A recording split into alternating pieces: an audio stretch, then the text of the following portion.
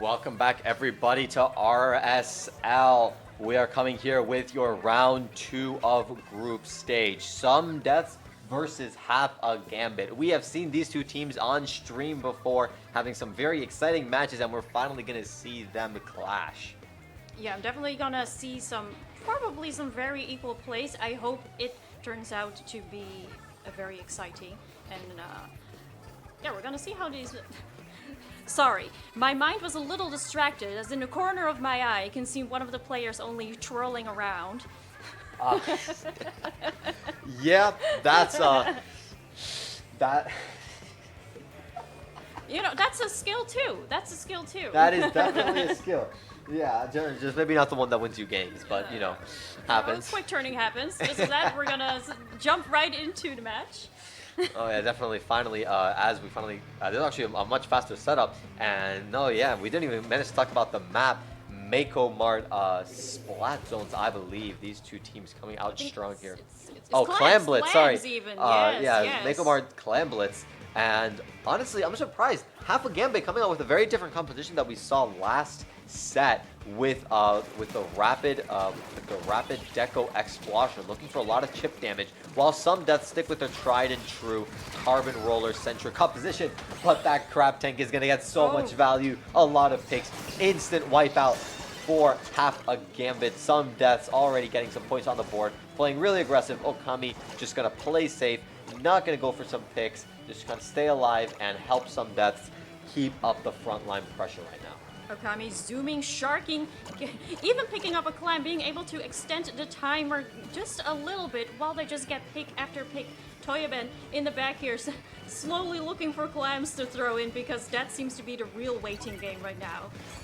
Oh, no, for sure. And I mean, sure, the basket fell, but this is really difficult for Half a Gambit. Some Deaths just have such a huge advantage. They're all up in Half a Gambit's business. They are not letting them even breathe. Misses the jump, but, you know, all good. Toyoben moving up through the left side. Just gonna camp Tweezy. Tweezy's Inkjet. Instant splat. There's just 3 down the side of Half a Gambit. Half a Gambit do have the Crab Tank. If they can manage to get a lot of value from this, it could stop it, but that's just going to be a knockout for Some Deaths. Very quick game there. Some Deaths just doing a great job of pushing up and just keeping that clam cycle going, and Half a Gambit was just not able to deal with it in time. Honestly, that game flashed right before my eyes. I did not even notice it was over already. I was looking at the other players trying to get some picks up, but it was already over.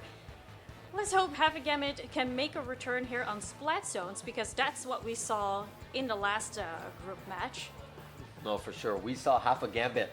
Splat Zones is definitely their strong suit. They do a great job of playing patiently when coming in. And although they might not get the best value out of their specials on occasion, when they do, they know how to push in with them, which is very important on Splat Zones. So we may see them pull something here on Umami Ruins. This is a bit of a newer map, so these teams may not have that much experience.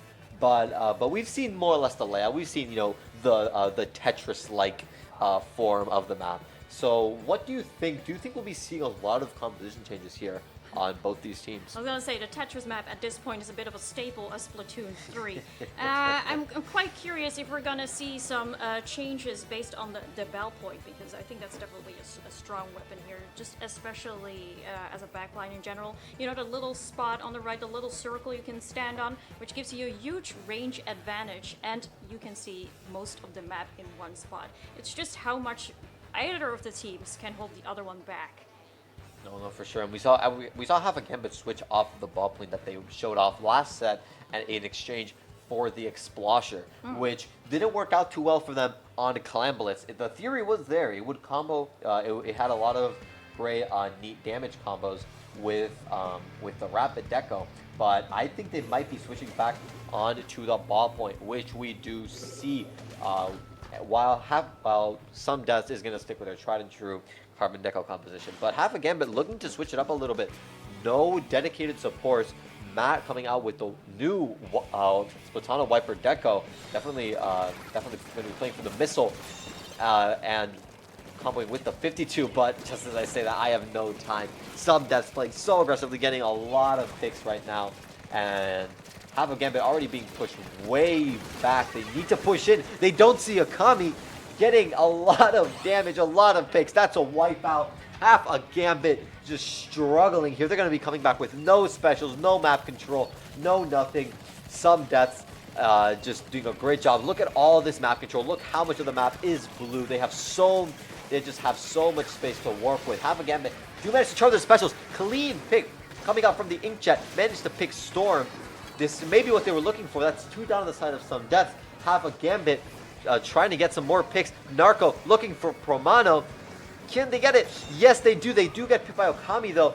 And even though they do manage to flip the zone and buy themselves a little bit more time, it's a really scrappy fight. And half a Gambit is going to be wiped out yet again while some deaths take back the zone and set up a defensive position. I was honestly really surprised by how half a Gambit was able to take the map back, by how many times they were getting picked off. But immediately after that, even though they got the zone, some deaths just know what they're good at. We're getting the picks up right again, just as we see right now, and they're so far in their particular base. It's got to be really tough for half a Gambit to get the heck out of here. Especially after all the specials coming in, they have no time to charge it. They're just so aggressive, and we see the timer ticking down.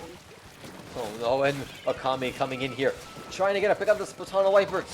Will they? Ooh, not quite, but it doesn't matter, folks. That's a wipeout on half a Gambit. That's another, and that is going to be a knockout for some deaths, and they are going to be taking the set here in this best of 3.